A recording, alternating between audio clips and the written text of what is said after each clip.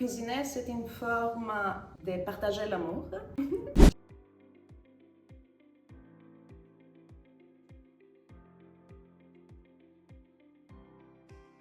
Bonjour, je m'appelle Pelagia Konni. Je suis chef vegan de formation. Je suis grecque et j'habite ici à Bruxelles depuis 2005.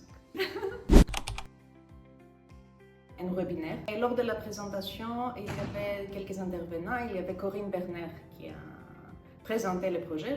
Je me suis dit, ah, ça a l'air très intéressant. Je l'ai contactée directement. Elle était aussi très intéressée de mon projet. Donc, c'est comme ça qu'on a démarré.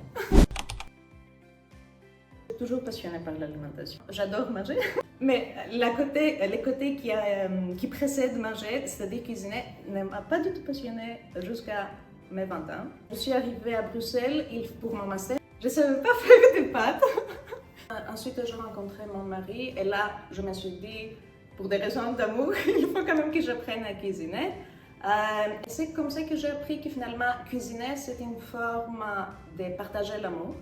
C'est aussi une forme de créativité, de trouver quelques aliments comme ça et de les transformer en quelque chose qui est vraiment très bon.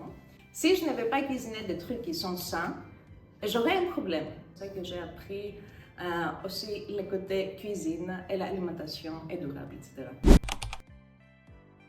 La cuisine grecque et surtout la vraie cuisine est surtout végétale. Donc, c'est ces informations-là de la vraie cuisine grecque que je veux partager avec les gens. Et de faire ces cours-là, par exemple, brunch à la grecque ou soirée mezzé, où les gens vraiment apprennent comment les Grecs mangent, mais le vrai régime authentique grec et méditerranéen qui est super bon pour ta santé.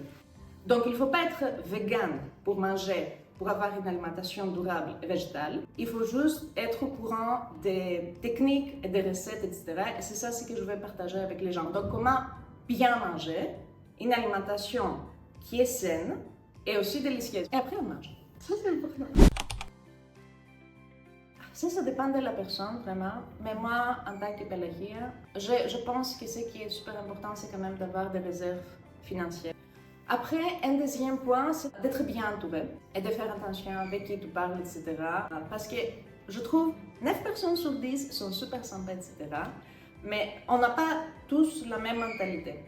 Donc, faire un peu attention avec qui tu parles et tu partages. Et un troisième point, c'est d'avoir de la persévérance. Parce que quand même, c'est très difficile. C'est pas une question de mort ou de vie, c'est juste un projet. Il faut être un peu cool. Merci à Refresh.